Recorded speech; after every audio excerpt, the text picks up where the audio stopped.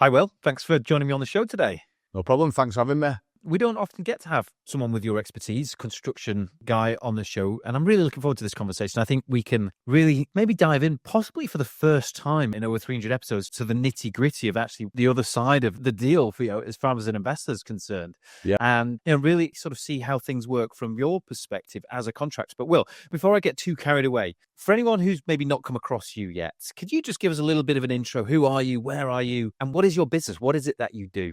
So I have a construction business. A lot of people on Instagram will probably know me as like a HMO developer now, which has not always been the case. I've been involved in construction since I left school, which is a long time ago now. Started as a plumber, an apprentice plumber with the local authority. That didn't go too well due to the level of work that the guys did there, which is next to nothing. Remarkable, really. So you got to, I've gone straight from school, straight into this job. And I was working with guys who were literally doing nothing. Like, they might get the tools out once or twice a week. Some of them were like, I'm probably going to get some of them in trouble here, but some of them they'd park the work van up, get in the car and go and do their own work. It was literally that lax. And I'd go home and tell my mum and dad, and they were like, what? Like, what is going on? So in the first year, that was like, I got away with that. But then the guys at college who I was in college with, they were working with like one-man bands, local plumbers. So they were like flat out all week, and after 3 months, they'd be like putting bathroom suites in. Whereas I'd still be like marching back to the van for like a spanner and stuff like that, like 2-hour-long dinners, all that. So anyway, that kind of caught up with me in the second year of college, and I left and went working with a pal and his dad who had a plastering company. So I was just initially cleaning up for them. And then one weekend I thought, right, I need to get going here.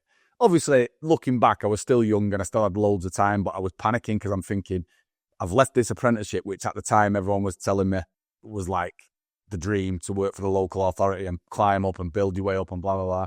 Then I've gone to like a labourer as such. So I just went out one weekend and bought some basic hand tools, plastering tools, and just sort of used my initiative and quickly picked that up.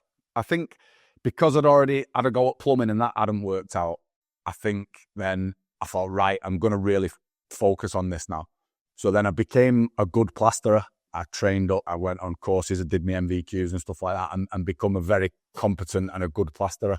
Did that up until starting this limited company, which was about 9 years ago. So I managed to become successful in the plastering and stuck that out, and then just kind of set this up purely by chance, really. I just sort of started taking bigger things on and then became this limited company, yeah. And you've been doing this now for 9 years as well. So you've got all of that sort of background, bit of plumbing, obviously the plastering stuff. You decided to actually do your own thing. What does it look like now? I've seen your stuff, I follow you, so I think I've probably got a pretty good idea. But what sort of projects are you doing now? What sort of volume of projects? Because you must have gathered a huge amount of experience over the last 9 years doing all of this. Yeah, I have. And people often say to me, they're tough, them HMOs. There's a lot of work in them HMOs and they're hard, but which they are, obviously. And there is a lot of work in them. But coming from what I've done in the past, like I would be doing insurance restoration. So I'd have like a domestic house fire where there was literally 4 walls left and no roof, nothing. So then we'd have to tie a traditional roof back into next door's roof, rebuild that, get it watertight, and then reinstate all the building. So compared to that, a HMO in its existing footprint is like a walk in the park.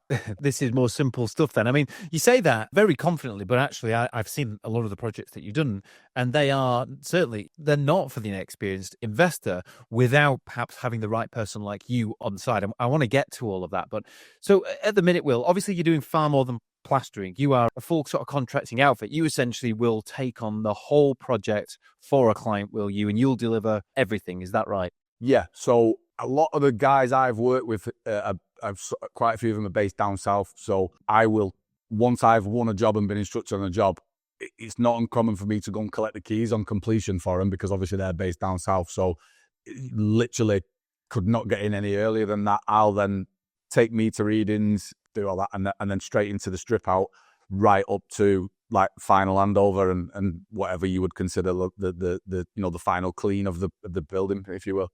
Which is really interesting. I talk about the importance of getting the contractor and that whole body of work right. And it's a difficult one. And you'll have experienced this, and you'll have come across, these sorts of challenges and seen, examples of the challenges that people face in the industry, but the ability to buy a property and have the confidence to hand the keys, or even not even hand the keys, but ask your contractor to collect the keys because you have that much trust and faith, and because you've had everything lined up and they can go and look at the property, or they're ready to start because you've already been able to price it out, is so valuable. And again, this is all the sort of stuff that I want to come on to. But how did you end up working more specifically on HMOs, Will? Was this something that you were interested in yourself, or was it something that you just happened across because a particular client asked you to do this job and everything sort of snowballed from there? So the very first 2 HMOs I did were in Swinton, and they were next to each other. And it was probably 3 or 4 years after those 2 that I did my next one. So I got them purely by chance. It ended up being a bit of a rogue letting agent who was doing them. I won't go into that, but there wasn't a lot of idea there. The drawings were very basic. A lot of the design liability was, this is what we like. If you can find a better layout, we're happy to go with that type thing. So it wasn't a very smooth process, and getting from A to B to hand over on that was difficult. And I swore I'd never do an HMO again after that, funnily enough. But when I look back now, it wasn't the fact it was a HMO, it was sort of how poor the input was from their side, what that would put me off, not the fact that it was HMO. So I kind of got over that. I then pushed on with the insurance side of the business, and then I got a call by chance. I was doing a lot of maintenance work alongside the insurance, and I spoke to one of my dad's old bosses who had a maintenance company, and I was struggling to sort of log it and keep up with it. So I asked him for some advice on that. And he'd sort of have like lads on the road, trackers in the vans, and he'd have big screens on the wall and he could see where they were, and a really professional setup and a great setup. So I actually went to him for some advice on how I could improve logging and tracking my maintenance work. And we were having a chat, and he just sort of picked up some papers off his desk and said, would you be interested in having a look at these? And it was 2 sets of drawings for 2 5-bed HMOs in Salford. So he said, I've been asked to price them, but I wouldn't know where to start. I could tell he was really unconfident in pricing. If you imagine sort of like a maintenance job that might be worth, between £600 and £1,000, for example, to a full HMO conversion, you can understand why that would be quite daunting for someone. So anyway, long story short, I looked at them, I priced them, and I was on site doing them about a fortnight later. That was literally as simple as that. And then I've just never looked back, really. I've just gone from those 2 jobs, bounced just onto another one, onto another one, onto another one, onto another one. So, Will, when you're brought in as a main contractor, then I think this is a question that a lot of our listeners really want me to ask today. What is it that you're doing? What is your role as a contractor? And I'm asking this because I know that a lot of our listeners, a lot of people who are a bit more inexperienced, they do struggle to look at perhaps what's going to be involved in a project, in a refurb, and they're trying to speak to plumbers and electricians and all these different people together. But just give us an idea. If we were to come and talk to you, somebody like you who runs a company and a construction firm like you, what is it that you do and can do for us as a client on a project like this, like a HMO conversion? I would say the most important thing is not only do I have full-time guys that work for me, I also have a really strong network of subcontractors. So I would say the easiest and the most simplistic answer to that question is I sort of manage every trade. So you would literally not have to speak to a plumber, an electrician, a decorator, a plasterer.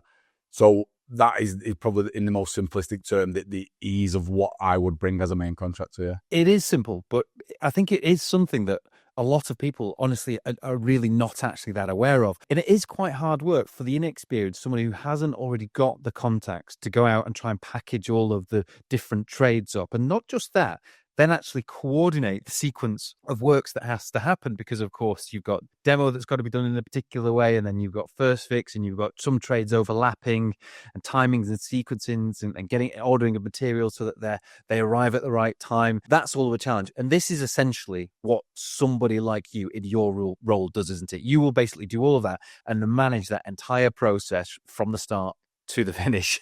Yeah, absolutely. I mean, there's a lot of stuff that you wouldn't think of that people who are inexperienced would get caught out on. For example, payments is a big one. So unfortunately, I'm not criticizing people. The industry is what the industry is.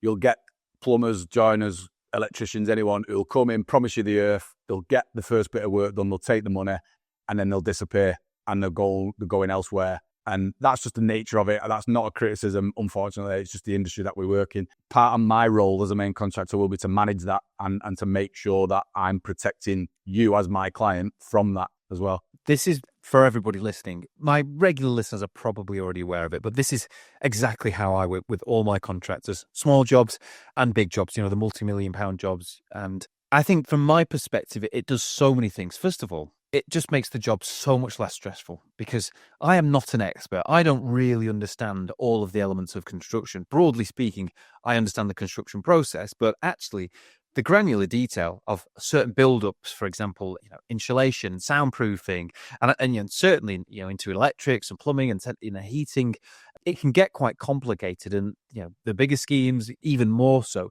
So it immediately removes somebody like me, the investor, from all of that, which is, I think, incredibly important. And I want everybody to understand for a minute just how important this is, because not only are we likely to get it wrong if we try and do it, but also that time is the time that we can be using to do other stuff, either the stuff that we want our business to give us, to maybe do nice and fun things with the rest of our life, or actually go out, find more deals, raise more finance, put the systems and processes in place. A lot of people, this is where, and I'm sure you've seen people yourself, Will, but this is where they can get dragged in, and it's really easy, isn't it, if you don't know what you're doing, to end up in quite a mess running a project like this if you just don't know how. Yeah, and I think the mistake a lot of people think is that they can sort of just do it as a little bit of a side thing. They can carry on doing what they're doing. Whereas quickly, even sometimes I'll find the problem will arise and it'll swallow up a full morning or a full day. But that is just normal to me because obviously that's part of what I do. But if you're inexperienced and you're trying to sort of put these fires out, you can get sort of chewed up and spat out, can't you? You certainly can. Well, tell us a little bit about these sorts of problems, Will. These things that just appear that that you've experienced before, but for the inexperienced, they just wouldn't expect. It's just not in their field of vision at all. What sort of stuff can just come up and cause actually quite significant issues if you don't know how to deal with it? Probably stuff like drawings, maybe where architects have assumed that a wall might be masonry, or stuff that architects can't see on the initial visit until you've stripped out, and then something might change where it might mean the introduction of a steel, for example, or anything along those lines. I actually saw a video that you did recently, Will. I think you'd been pulling some flooring up, ground floor, and underneath it, there was loads of rotten joists. And it's that sort of thing, isn't it? Actually knowing what to do if you uncover that sort of problem and actually being able to deal with it, that's a challenge. If you were managing that site yourself as an investor, discovering that problem, you might be capable of actually identifying that there might be an issue, determining what you need to do, but then actually having the trades at hand who can immediately sort of deal with it without disrupting as much as possible the program that the time that you're going to be on site. This is where so many of the challenges come in. And if you delay people, and I think a lot of inexperienced investors who try and run projects don't necessarily understand, but if you end up delaying a trade because you find something else and you've got to deal with it, they've then got to jump on another job. And then, of course, and it can be difficult to get people back and be difficult to then coordinate them with your electricians. And it's very easy, isn't it, for that program to slip just because something happens. I think I saw you say something like this, but is there almost an expectation, Will, from you that certain things will happen? You've got to build that into a contingency. You've got to have a pretty good understanding as to what you're likely or even possibly might find behind the walls and under the floors and stuff. Is that how you approach a project as a contractor? Yeah, absolutely, because you've got to think the buildings that, particularly like residential buildings that are ripe for HMO conversion, are generally large terrace properties, aren't they? That's what we're all looking for. And then, we filter it further from there. But in general, they are large terrace properties. Now, large terrace properties are all old, aren't they? They've been built, 100 years ago, whatever. So if you're walking into a building like that and expecting to just strip it out and think, right, I'm totally stripped out, I can see everything now and everything's fine, then, you're going to be disappointed because all the age of the building, as I've mentioned, but also as well, a lot of the population will sort of have the view of, well, look, if it's out of sight, it's out of mind. So, they won't spend fortunes they'll spend fortunes on a nice, lovely kitchen, a nice, lovely bathroom. Generally, stuff that's hidden, they kind of try and ignore in my experience. And I think that's where a lot of your contingency comes in. It's almost a bit like all fur coat, no knickers type. Whereas when we're putting them back, we try and sort of start with the fundamentals and then leave a lovely finished product, which then, that investment property is going to stand the test of time for whoever owns it. I think that I've always found building such an interesting concept. My uncle was a builder, and I've talked about this on the show before, and my passion and my real interest in property came from him. I used to spend time on the building sites, and he was, like you, a real general builder. You understood the sequence of building and construction and could coordinate other trades, and an incredible problem solver. And I think as somebody like yourself, that is what you're so good at. But somebody like me and investors like us and lots of our listeners, that's very difficult. We solve different types of problems. And just knowing that these problems do exist, they often do crop up, I think is really important. That one of the key things I want anybody to take away from today's episode is that we've got Will here, who's an expert, saying that these things almost always happen. There's something, and you've got to have a contingency for it. And Will is an expert. You obviously have these contingencies as someone who knows how to deal with them. So somebody like us who doesn't know how to deal with them, it becomes increasingly important. But I mean, I think that this all just highlights how important it is to have a really solid plan. And I would recommend, where possible, for anybody looking to do a project, think about using somebody like yourself, Will, because you just take out so much of the risk. And look, it might cost more your time to actually manage the project and coordinate all of these people, and the risk that you have to take to juggle these sorts of challenges that could come up in your other caseload. There is a very real cost to that. And I think sometimes investors do overly focus on what that build cost is and actually overlook how much risk might be taken out by working with a particular person in a particular way. I think that stuff is so important. I want to ask you another question now. From your perspective, Will, as a contractor, what makes a good client-contractor relationship? What sort of things do you like to have in place? What sort of people do you like to work with, and how do you like to work with people? Well, I mean, from my point of view, I always just try and be as transparent as I possibly can. Obviously, I mentioned the contingency there. I try and sort of flag that up from day one, I think just being honest as well, and it stands you in good stead. I've got a lot of repeat clients to the point where I'll kind of just have an open discussion with them now. It's like when we first started quoting for them, it was like, right, well, I've had this quote from this person, whereas now it's a lot more sort of a chat between the two of us. They don't want to involve other people. They don't want to work with other people. So if you're happy, I'm happy type thing, which is great. Obviously, quick payments is always a big help. Yep. Quick cash flow, more cash flow, then the project can move quicker, which is great. From my point of view, the thing I like most is a client who understands, not necessarily an expert in construction or building, but understands stuff's going to crop up and is realistic about it. And the key one for me is people having a real sort of realistic understanding of refurb costs and how they can spiral. Now, I mean, I'd always try and avoid additional work where I can. And sometimes clients will upgrade stuff, which increases the cost. What I used to get a lot in the past with some guys who I used to work with doing HMOs, they were sort of source, build, manage kind of guys who were working with a lot of investors from Hong Kong and stuff like that. So that was totally hands off for the investor's point of view. I deal with a middleman. So what they'd do, they'd find this house and they'd take that to an investor, and then they would say, look, you can buy it for that, and we think the refurb will be that. And then they would sort of selling them a percentage yield, really. So if my refurb cost exceeded where they wanted it to be, it kind of reduced that percentage yield. So I would never budge on that. And they'd be like, right, well, we can give you this job now at this. And if you do that, we'll give you this one at this. And I'm like, right, so you've kind of undercut me on one. And as a reward for that, you're now offering to undercut me on another one. Like, well, great, where do I sign?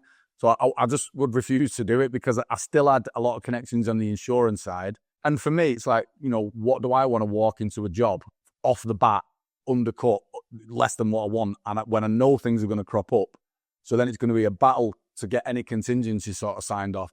And I just wouldn't do it. So I just thought that's a big one for me, like having an understanding of how things just generally happen on site, basically, and what can happen. I think there's almost a point around just understanding that it needs to be fair and it needs to be right for both parties. Otherwise, it just isn't going to work. I'll be honest, years gone by, I've really tried to drill prices down as far as possible. And actually, it's come back and bitten me because there hasn't been enough in the job. And inevitably, that's been very, very difficult for the contractor. And actually, that problem has ultimately found its way back to me in just a different way. Maybe there's been more variations that have come up where perhaps they may have been easier to suck that up. It's delayed the project. It's slowed things down. It's caused friction in the relationship, which just isn't good and it's not productive. There is a lot of risk for contractors. And I think particularly at the minute, it's one of the things I want to talk to you about is how the industry has changed over the last 4 or 5 years. But yeah, I think that, in combination with your advice there, just understanding that the best agreement that you could have is one where everybody feels like they're winning, because the biggest win is actually getting a job that finishes on time and looks exactly how you want and is fully compliant and doesn't give you any headaches. It might cost a few more quid than you hoped, but I mean, what doesn't these days? It's the same when you go down to the supermarket these days.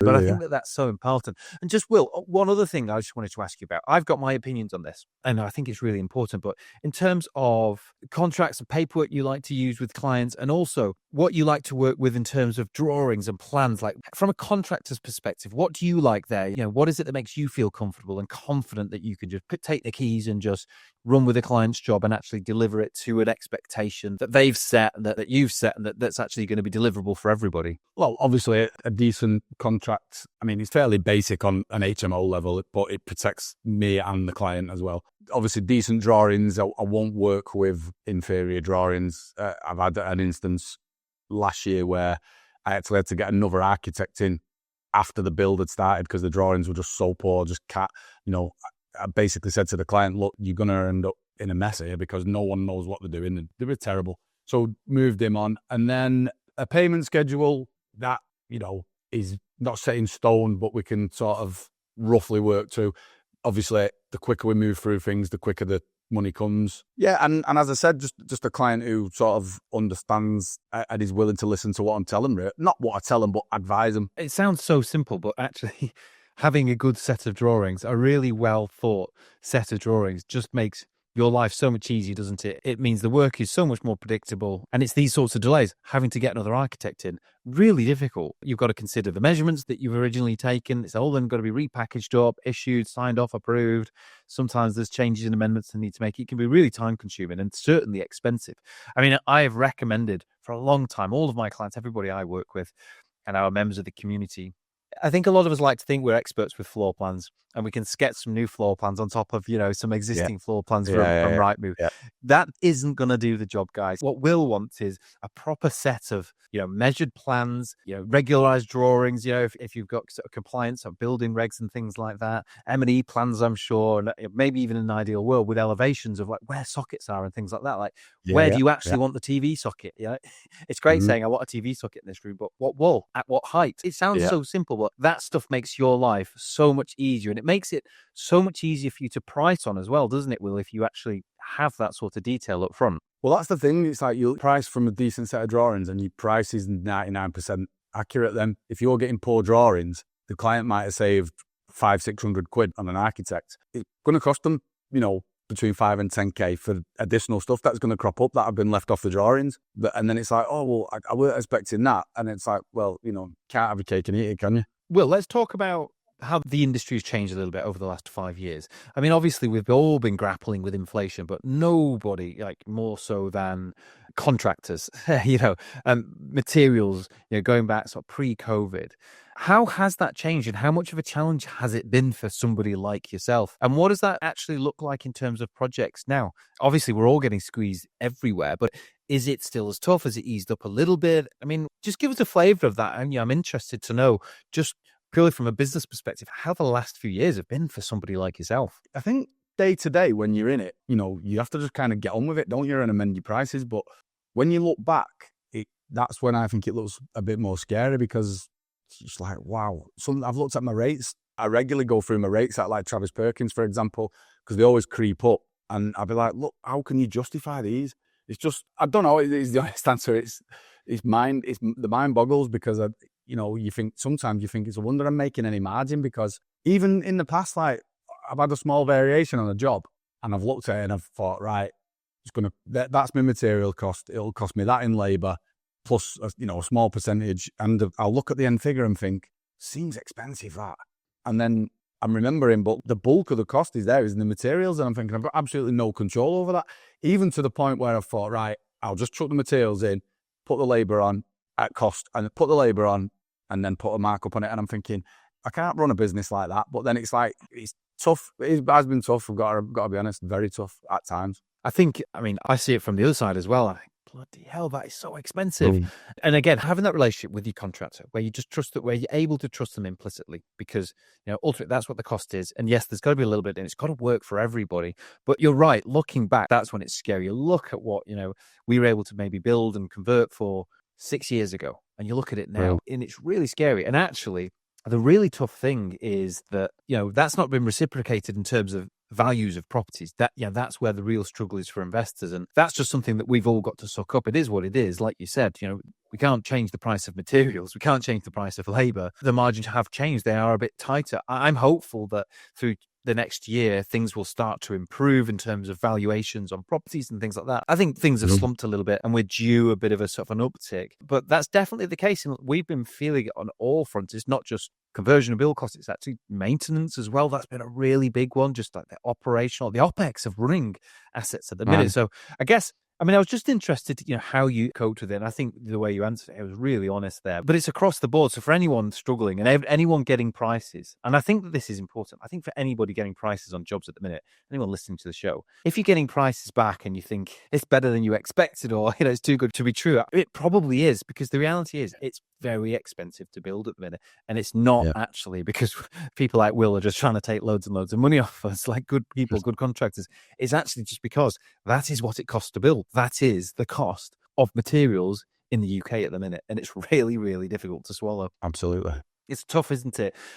With that in mind, and this is something I've become increasingly conscious of the last few years, what solutions, Will, have you come across to maybe help some of your clients find cost-saving solutions and exercises? So things that perhaps don't necessarily compromise the spec, or maybe what might be achievable in terms of the property's value or the property's rent, but actually do cost less to build. Is there anything that you have found that, in your toolkit, for lack of a better word, excuse the pun, but anything that that you found that can be good cost saving exercises for investors and landlords, but actually don't compromise the end product? Well, it's tough really, because it's kind of, without sort of reducing the level of program or the level of spec, then it's tough. I'll always sort of, for example, second fix plumbing, I say, right, well, we've got these toilets, but we could look at these toilets instead, and you might save X amount on them, but they're not massively inferior. Aside from that, sort of like, let's just tile the wet areas only and a splashback over the basin rather than sort of 1.2 around the ensuite and stuff like that. It's fairly obvious really. The more you do, the more it costs. And one thing I certainly won't do is put inferior stuff in. So I'm not going to put like sanitary ware in that's going to be knackered in 18 months. I just won't do it, because, once I step foot in there, my name's on that building and I'm going to be associated with that, ongoing. So I won't compromise on stuff like that at all. That was a great example. You just tile the wet areas, don't do everything else. It might not be how we want to do it for our own home. We might want a full tile bathroom or 1.2 all the way around. But actually, that's how I've done en suites for about 5 or 6 years, because it started to get really expensive. And actually, it's not made one iota of difference in terms of the rent that we're able to collect. It can still look fantastic if you do it well. You choose the right tiles and the right grout and, like you say, the right sanitary ware. And it's it's a really sensible cost-saving exercise. Flooring, Will. I think this has always been an interesting one. And there's obviously lots of different ways that you could skin this cat. Do you put a solid floor down and go with LVT, or do you put a laminate floor down, or have you got any thoughts based on experience on this sort of stuff? Materials you like to use, durability, what you can get in terms of and bang for your buck. What advice might you share on something like flooring? So I am not a lover of laminate flooring. Particularly in like high traffic areas like a HMO communal hallway. We used to do laminate in the Salford ones in the early days, but I've not touched any laminate for a long time. And then obviously at the other end of the spectrum, you've got LVT flooring, which is just through the roof these days because it's become more and more popular, hasn't it? The herringbone style stuff. So what I've done before I got into HMOs, I used to do a lot of, as I said, insurance and commercial work. We used to do nursing homes. So I had some really good commercial flooring contractors. So I use like a commercial grade vinyl, which is really, really heavily stuck down. You can get a lot of like wood plank effects, LVT, herringbone effects and stuff like that. So we've just been using that and the results are great, really. They are good and it is very hard wearing. So that's kind of like a happy medium between a ridiculously expensive LVT, which you'd probably put in your own house, and then at the other end, laminate, which we all know, especially up here in Manchester with the weather that we get, people walking in with wet feet. is not going to last, a massive amount of time, is it? So yeah, that's how we've combat that. And like I say, I'm really pleased with some of the results. We've had some great results out of that. It looks great. But it's funny you say that. I've done this myself. I've used it in bathrooms, particularly ensuite communal bathrooms and HMOs for a long time. A good sort of felt-backed, cushioned sort of commercial vinyl, and I've found that they've been so durable. And if you looked at one of my photos, you would not have a clue. If you put your eye right up against it, or you touched it, you'll probably realize. But they're grained, so they look absolutely superb. And I've actually put them down again. I have also put them down in high traffic areas, and I was worried the first time I did it. I actually put it down for the first time on a floor. I've got one building I own is really old. It's from like the 18 somethings, and it used to be a piggery once upon a time.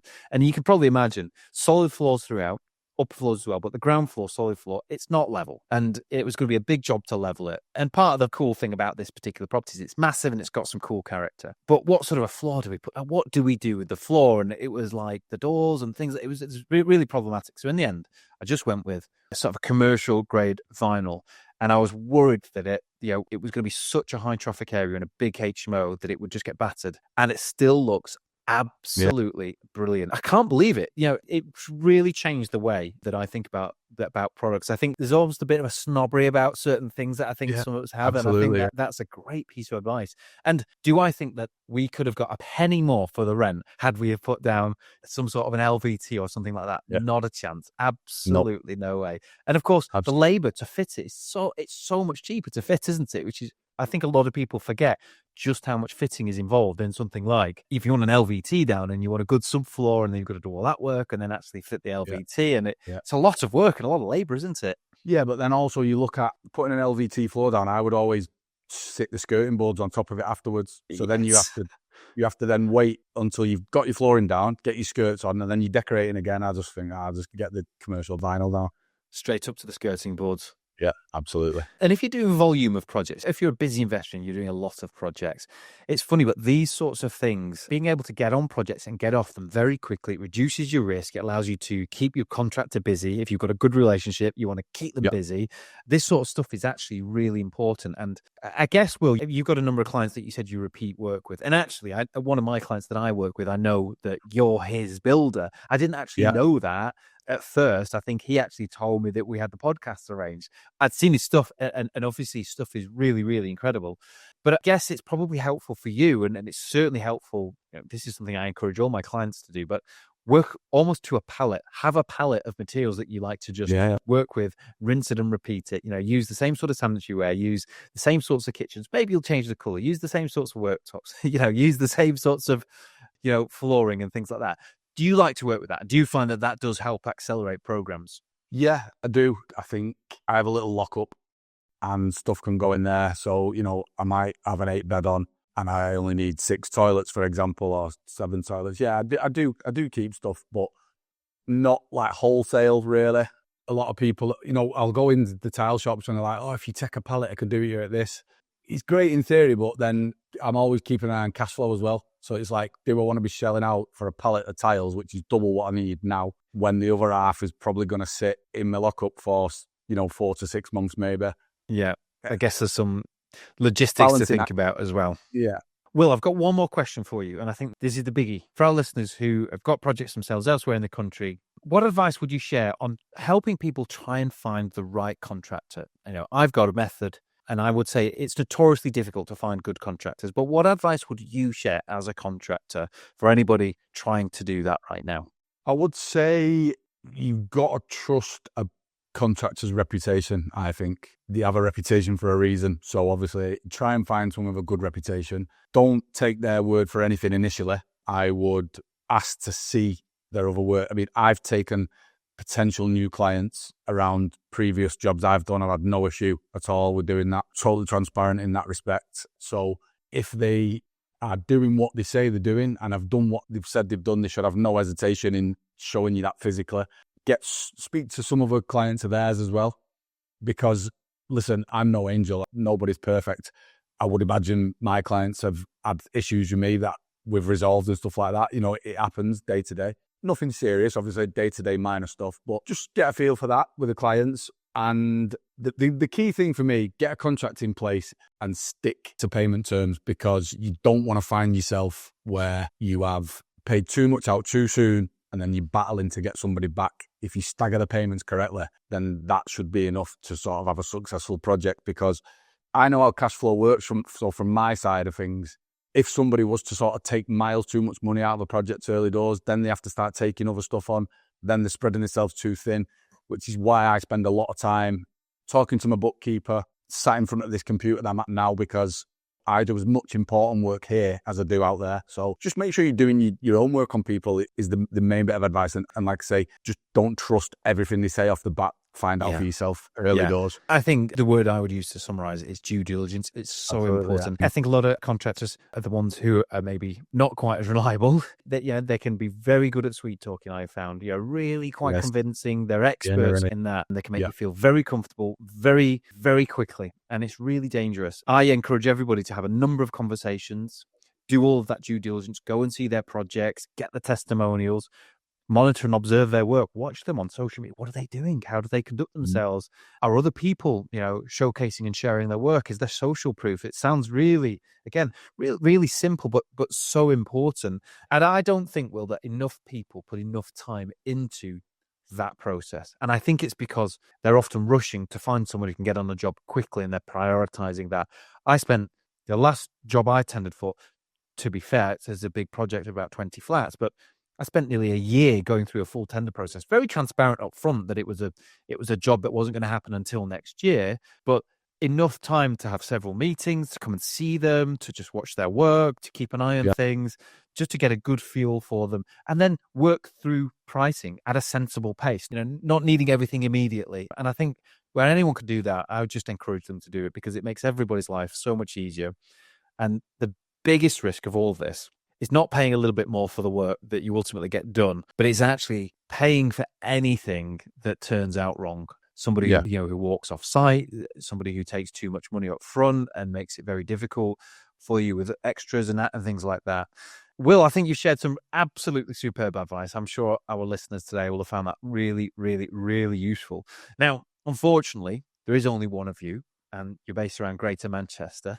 So, I mean, for anybody who wants to just follow you, you've got a great social media channel. Maybe for anybody who wants to talk to you about some jobs, where would the best place be for them to come and find you? Instagram, definitely. I'm post on there as much as I can, a couple of times a week, and I try and be as responsive to DMs as I can as well. So for sure, Instagram initially. Yeah. And your channel, Will, just to clarify, remind us your Instagram handle. Will the Property Mank, underscores in between each word. Will the Property Mank. There you go, guys. Will, thank you. It's been an absolute pleasure. I'm going to keep an eye on all of your projects. I hope I get the opportunity to work with you at some point in the future, but that will be, I'm afraid, to somebody else's detriment, I'm sure. But thanks for sharing all of your advice today. It's been brilliant and really, really valuable.